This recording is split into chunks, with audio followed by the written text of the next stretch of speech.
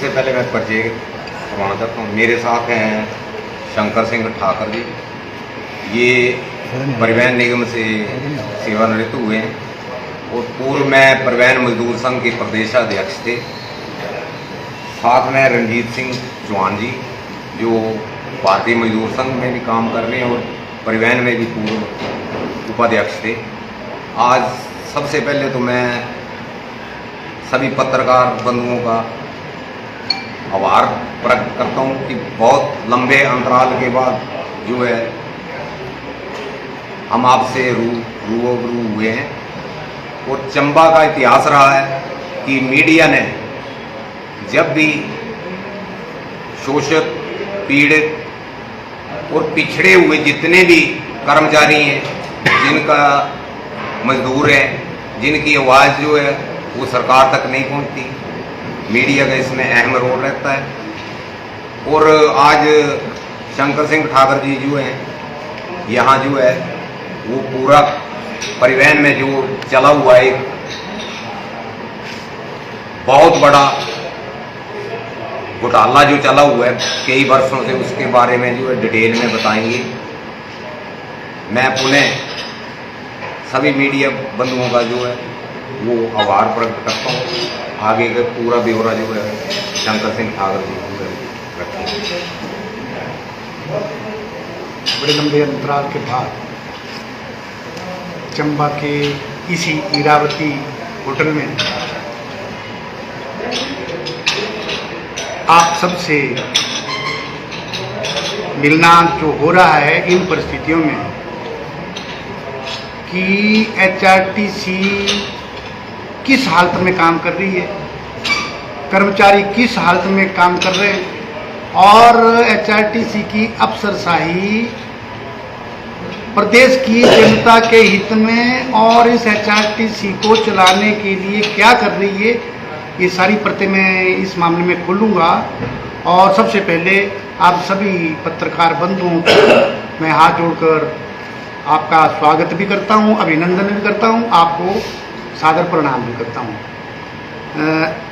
कुल मिलाकर के एचआरटीसी के मामले में भिन्न भिन्न समय पर हमने आदरणीय श्रवण जी के साथ और पूरे प्रदेश के कर्मचारियों को साथ लेकर यहाँ पर चंबा से ही अपने आंदोलनों की शुरुआत की है और समय समय पर वो आंदोलन सफल रहे हैं और उससे प्रदेश की जनता को और कर्मचारियों को बहुत लाभ मिले हैं। मेरा ये कहना था कि 2020 में, वर्ष 2020 में कुछ कर्मचारियों की ओर से ऐसी शिकायतें आने लगी कि हमारे जो ओवर टाइम का है, कुछ हमारे वेतन भत्ते हैं, जो पे के एरियर हैं, जो जीपीएफ का पैसा है, जो लीव इनकैशमेंट और ग्रेजुटी के पैसे वो नहीं मिल पा रहे हैं और उसको वो मिल नहीं पा रहे, किसी भी सूरत में नहीं मिल पा रहे। और ये सारा आप इस मामले में गंभीरता से दिलचस्पी लेकर इस मामले को सरकार और प्रबंधन से उठाए। तो श्रवण जी ने सारा शिमला आए और हम शिमला में उस टाइम के प्रबंध निदेशक थे मिस्टर यूनुस खान IAS, तो उनको हमने बताया सारा चंबा के मामले से अवगत कर।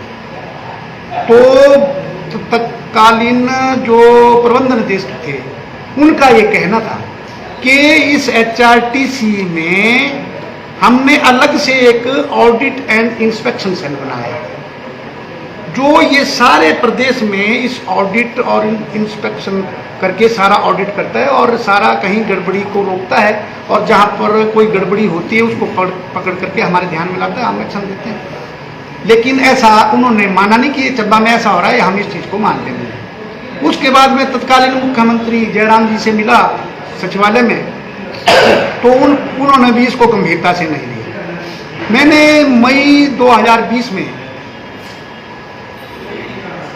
1100 पे मुख्यमंत्री हेल्पलाइन पे शिकायत दर्ज कराई और उस पे तत्काल कार्रवाई करते हुए प्रबंधन एचआरटीसी प्रबंधन ने वहाँ से टीम बनाकर चंबा भेजी और चंबा में यहाँ पर इसका ऑडिट शुरू हुआ। तो कुल मिलाकर के जो ऑडिट में आया, जो मुझे मिला है, आरटीआई में ये सूचना मुझे मिली है, इसमें 30,29,846। मैं एक बार दोबारा इसको बता रहा हूं कि 30,29,846 रुपए जो कर्मचारियों के थे, जो मेरे साथ रहते हैं, सारे रिटायरी हैं। आज बैठक भी रखी थी, तो बैठक चली हुई अभी। तो इन सभी रिटायर कर्मचारियों का और वर्तमान में भी जो कर्मचारी काम कर रहे हैं उनका भी लाखों रुपया यहाँ पर जो HRTC चंबा में जितने अधिकारी यहाँ पर काम करते रहे 2012 के बाद, वो सभी लोग इसमें इन्वॉल्व रहे और उनकी मिली भगत और साठ गांठ से ये 30,29,846 रुपए यहाँ पर जो सीनियर ऑडिटर थे, उनका नाम नहीं लूँगा मैं, सीनियर ऑडिटर थे, उनकी धर्मपत्नी, उनके अकाउंट पे, उनके 2 बच्चों के अकाउंट में ये पैसा जमा हुआ। ये एक दिन में नहीं हुआ, एक दिन में तो गलती होती है, लेकिन ये पूरा 2012 से लगातार चलता रहा। मैं ये सारी इंक्वायरी रिपोर्ट आपके सामने रखना चाहता हूँ। ये मेरे को अभी आरटीआई में मिली है, मैंने अपील, ये पूरी नहीं दी इन्होंने। जब मैंने बोला कितना है क्या है, तो ये मेरे को 3 कागज दिए उन्होंने आरटीआई में। फिर मैंने फर्स्ट अपीलेंट अथॉरिटी को अपील किया, जनरल मैनेजर जो HRTC का है। मेरे तो यहाँ पर इतना आश्चर्य होता है, आपको बताते हुए दुख भी होता है कि HRTC को चलाने वाले ऐसे लोग मुख्य कार्यालय में बैठे हैं, जिनसे कुछ मांगा जाता है, जानकारी मांगी जाती है, वो बताते कुछ और है। जिनसे पूछा जाता है चंबा के लिए कौन सी बस में जाना, तो वो बताते रोडू के लिए वो जा रही है। ऐसे अधिकारी इस HRTC को चलाने वाले वर्तमान, मतलब ये नहीं वर्तमान सरकार में, पूर्व सरकार के कार्यकाल से बैठे हो, एक भी इंच नहीं हिले। अब 7वां महीना चल पड़ा इस सरकार को भी कार्य करते हुए, 7वां महीना एक भी इंच नहीं उनकी कुर्सी नहीं हिली है ऐसे अधिकारी। जब मैंने फर्स्ट अपीलेंट अथॉरिटी को अपील की, तो उन्होंने ये मुझे बताया कि ये 2012 से ये आया है। 2012 से उक्त सीनियर ऑडिटर ने, उस टाइम वो कैसे था, और उसका जो वेतन था 9,594 रुपये उसका वेतन था।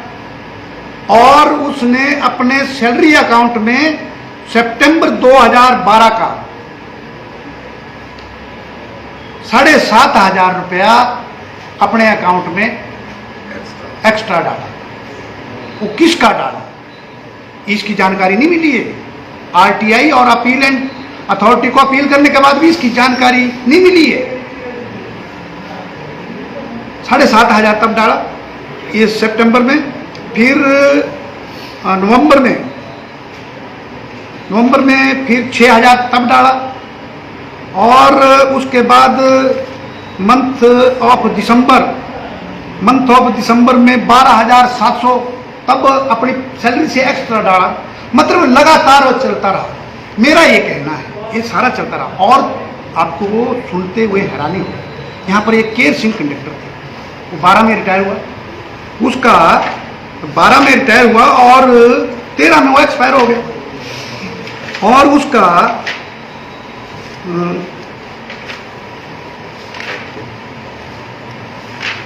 लीव इनकैशमेंट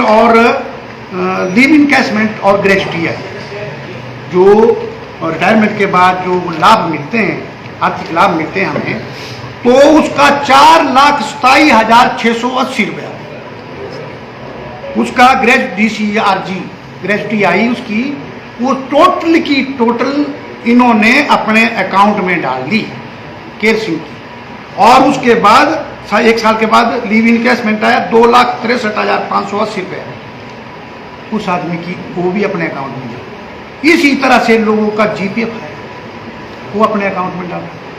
लोगों का आपको हैरानी होगी कि यहाँ पर लोगों का, जैसे आजकल कर्मचारी डिमांड करते हैं कि हमारा नाइट ओवर टाइम नहीं मिल रहा है 46 महीनों का। तो उस टाइम भी 2012-13 का जो आया पैसा वो 2019 में देना था। तो आपको हैरानी होगी कि ये सब लोगों का आया 84,927 रुपये नाइट ओवर टाइम का पैसा कर्मचारी को, चंबा के कर्मचारियों का 36 लोगों का आया है। 36 कर्मचारियों का 84,927 रुपये, ये सब का सब उसने अपने अकाउंट में डाल दिया, अपनी धर्मपत्नी के अकाउंट में डाल दिया, अपने दोनों बच्चों के अकाउंट में। ये इंक्वायरी में आया है। और ये इंक्वायरी 3 साल से जब हमने ये उठाया, आपको सारा पता है, आप इससे विदित हैं। यहाँ पर रीजनल मैनेजर यहाँ पर सस्पेंड हुए, यहाँ पर सेक्शन अफसर सस्पेंड हुए, यहाँ पर अन्य कर्मचारी सस्पेंड हुए, और एक कर्मचारी तो बेचारा उसकी 3 महीने के बाद डेड बॉडी मिली है मेरा से, आपको सारा पता है। उसके बाद देहरा में जो सीनियर ऑडिटर था उसकी डेड बॉडी वहाँ पर मिली, उसके रेजिडेंस में मिली इंक्वायरी के दौरान, वहाँ पर भी लाख रुपए का हुआ।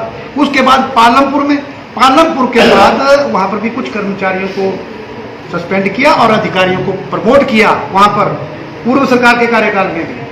और उसके बाद जयराम सरकार और पूर्व परिवहन मंत्री जो कल हमदर्दियाँ बटोर रहा था कि परिवहन कर्मचारियों को वो नहीं मिल रहा है, तो उन्होंने भी कब दिया टाइम का, उन्होंने कभी नहीं दिया।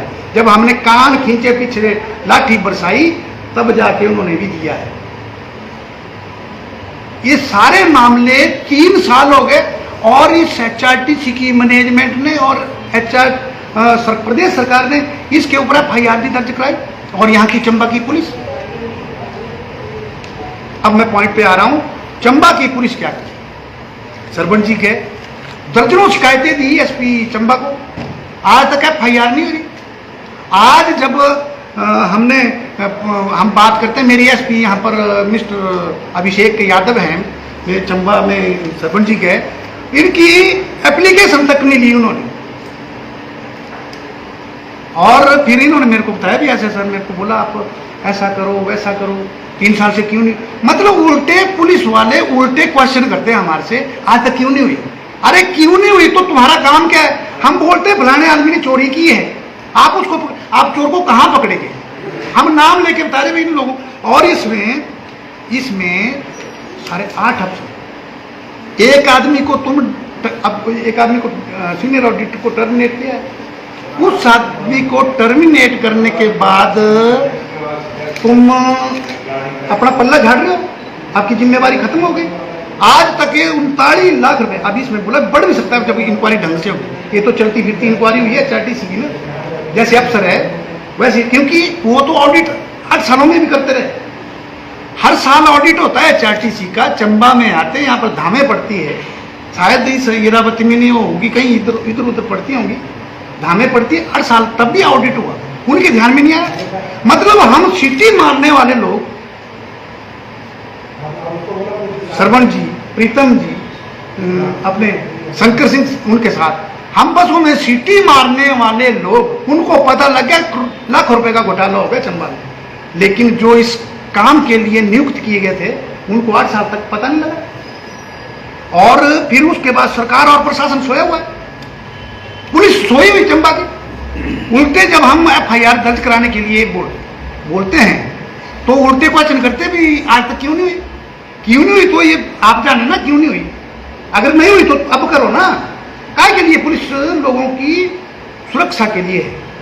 मेरा ये कहना है आप लोगों से, उस सरकार तक मैं अपना इस प्रेस कॉन्फ्रेंस के माध्यम से, आपके माध्यम से उस सरकार के कान खोलने के लिए मैं ये बोलना चाहता हूं कि इन अफसरों को जुगाओ, अखबारों में व्यवस्था परिवर्तन का नारा देकर, इसका व्यवस्था परिवर्तन का जाप करने से व्यवस्था परिवर्तन नहीं होगा, इसको धरातल पर उतारना पड़ेगा। चोरों के ऊपर नकेल डालनी पड़ेगी, लुटेरों के ऊपर नकेल डालनी पड़ेगी, तब होगा सारा काम। और चंबा में आज तक हद हो गई, हैरानी इस बात की, 3 साल में FIR नहीं, और लुटेरे खुलेआम घूम रहे, और आज तक एक भी पैसा कर्मचारियों को नहीं मिला है। 39 लाख और जब इंक्वायरी के ये आया उनके कि इंक्वायरी के दौरान उसने 3 लाख रुपया जमा भी कराया और उस कर्मचारी ने जो बाकी पैसा था उसको किस्तों में देने का भी उसने एश्योरेंस दी है, ये लिखित में दिया है उसने, उसके टर्मिनेशन ऑर्डर में है। और बाकी को छोड़ रहे हो तुम, और बाकी को इतने नहीं छोड़ रहे हो। यहाँ पर जो मैनेजिंग डायरेक्टर है मिस्टर संदीप आईएएस संदीप कुमार, और वो पिछले 3 सालों से बैठा हुआ है और वो अलग अलग से ऐसे जैसा चंबा में हुआ घोटाला ऐसा ही देरा में भी हुआ और देरा का रीजनल मैनेजर सस्पेंड हुआ और 3-4 महीने के बाद वो चंबा भेजा और उसके बाद उसको ये देखिए आप, ये उसके ओबीसी मामले में सस्पेंड हुआ था लाखों रुपए के मामले में और उसका ये चार्जशीट बिना इंक्वायरी के 14 की चार्जशीट लगी है, 14 की चार्जशीट में सस्पेंड हुआ अधिकारी देरा में और वो चार्जशीट को विड्रॉ किया इस आईएएस संदीप कुमार ने। मेरा मुख्यमंत्री जी से निवेदन है कि संदीप कुमार अगर नदौन का रहने वाला है, नदौन का निवासी है, उनका मतदाता है, नदौन निर्वाचन क्षेत्र का मतदाता है, तो इस मामले को नदौन कलेक्शन से ना जोड़ा जाए, उसके ऊपर कार्रवाई की जाए। उसने किस अधिकार में, अधिकार ऐसा कौन सा अधिकार था कि 14 की चार्जशीट में वो सस्पेंड हुआ और 14 की चार्जशीट में बिना इंक्वायरी के तुमने उसको बरी कर दिया और अभी वो पिछले महीने रिटायर भी हो गया बिना इंक्वायरी के। कौन देगा लोगों का पैसा, कौन देगा? क्या कार्रवाई की? मैं ये बोलना चाहता हूं कि उस आईएएस संदीप कुमार ने आजकल लोगों को, आज भी 15 तारीख हो गई, अभी तक कर्मचारियों को वेतन नहीं मिला है पिछले महीने का, मई महीने का ना 10,000 कर्मचारियों को वेतन मिला है और ना 8,500 पेंशनों को पेंशन मिली है। कहां से मिलेगी पेंशन? एचआरटीसी के लुटेरे दोनों हाथों से लूट रहे और उनके ऊपर कोई नकेल नहीं डाल रहा है और जिन जब बात करते तो बोलते पता है तुम कर क्या रहे हो। संदीप कुमार वहां पर धर्मशाला में सिद्धवाड़ी में मकान बना रहे और धर्मशाला में वर्कशॉप का निर्माण कार्य चला है। मेरा इस मुख्यमंत्री जी से, यहाँ पर डिप्टी चीफ मिनिस्टर से प्रश्न है कि ये एमडी का उस महल का निर्माण कार्य और एचआरटीसी के वर्कशॉप का नव निर्माण का कार्य, ये दोनों इकट्ठे शुरू करने का ये शुभ मुहूर्त निकाला था संदीप कुमार ने, शुभ मुहूर्त निकाला है अपने मकान का। और अभी मैंने कल सोशल मीडिया में जब आ रहा था तो कांगड़ा बस स्टैंड पर रुका, कांगड़ा बस स्टैंड पे वहां पर वो चार्जिंग जो इलेक्ट्रिक बस है अभी धर्मशाला में दी है, उनके लिए चार्जिंग सेंटर वहां पर लगाना है, तो उसके लिए बिल्डिंग बन रही है और बिल्डिंग बन रही है, दीवार 20 फुट ऊंची दीवार, 20 फुट ऊंची दीवार और ऐसी कोई 40 फुट के करीब वो लंबी है। वो दीवार एक हवा के झोंके से पूरी गिर गई। कितना शर्मनाक है, कितना आश्चर्य। इस तरह से एचआरटीसी के नवनिर्माण का कार्य चल रहा है। मेरा ये कहना है कि आपके माध्यम से इन जो चंबा के, देहरा के, पालमपुर में जितने भी ये लोग सस्पेंड हुए उनके ऊपर भ्रष्टाचार के इस हमारे आरोप के कारण जांच हुई है। उस जांच में जो तथ्य मिले हैं उनके खिलाफ, सबके खिलाफ एफआईआर दर्ज करे सरकार।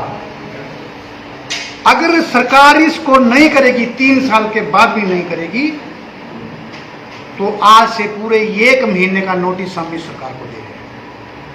एफआईआर दर्ज करने के लिए कोई टैक्स नहीं लगाना पड़ेगा प्रदेश की जनता के ऊपर। इस एचआरटीसी में समृद्धि लाने के लिए लुटेरों के नाक में नकेल डालनी पड़ेगी, ये जरूरी हो गया वर्तमान में। आप पूरे प्रदेश के किसी गांव में, शहर के हेडक्वार्टर से शाम को एक बस भेजते हो और सुबह वही बस हेडक्वार्टर को आती है, इसको विकास बोलते हैं। आपाधापी 37 यात्रियों की वो बस अड्डे पे, जैसे चंबा से अगर कोई गांव को जाती है, दिन को तो नहीं जाती कोई गाड़ी, इसको विकास बोलते हैं। दिन को कहाँ जाएंगे आप? जिन बच्चों को 2 बजे छुट्टी होगी वो किस बस में जाएंगे? वो शाम तक 5 बजे इंतजार करेंगे।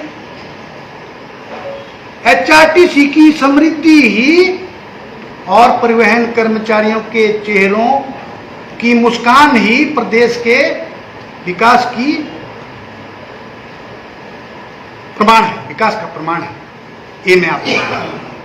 इसलिए मेरा ये कहना है कि इन सब लोगों के ऊपर एफआईआर दर्ज करें और जिससे लोगों को विश्वास हो और जिससे आने वाले समय में भी इस प्रकार की कोई गलत हरकत एचआरटीसी में ना कर सके। मैं आपके माध्यम से माननीय मुख्यमंत्री जी को ये कहना चाहता हूं कि वो एचआरटीसी के परिवार में पले बड़े हैं। उनके पूज्य पिताजी आदरणीय श्रद्धेय रसीला राम जी वो एचआरटीसी में ड्राइवर हैं और ये हम सब के लिए गर्व का विषय है कि हमारे परिवहन परिवार का से जुड़ा हुआ पैदा हुआ व्यक्ति प्रदेश का मुख्यमंत्री जिन्होंने बागडोर संभाली है। जब सभी विभागों में पहली को या 2 तारीख को वेतन और पेंशन मिल जाती है तो एचआरटीसी में क्यों नहीं? एचआरटीसी कोई नई नवेली कॉरपोरेशन नहीं है। एचआरटीसी को एचजीटी से हिमाचल गवर्नमेंट ट्रांसपोर्ट सरकारी विभाग से इसको कन्वर्ट किया था कॉरपोरेशन में। इसको अन्य कॉरपोरेशनों और विभागों की तरफ से इसको हल्के में नहीं लिया जा सकता। और मेरा माननीय मुख्यमंत्री जी से निवेदन है कि इतिहास केवल उन्हीं राजनेताओं को याद करता है, उन्हीं को इतिहास में सम्मान मिलता है जो यथास्थिति को ध्वस्त करके लीक से हटकर क्रांतिकारी परिवर्तन लाने की हिम्मत और काबिलियत रखते हैं। और वो हिम्मत और काबिलियत वर्तमान मुख्यमंत्री में दिख रही है और हमें पूर्ण विश्वास है कि हमारी इस मांग पर, इस शिवभूमि की, इस चंबा की आज की इस प्रेस कॉन्फ्रेंस से ये चंबा का प्रशासन भी जागेगा और बिना कोई देरी किए इन सब लोगों के खिलाफ एफआईआर दर्ज करके इनको सलाखों के पीछे इनको करेंगे, ऐसा मेरा दृढ़ विश्वास है। सर, मामले में कुल कितने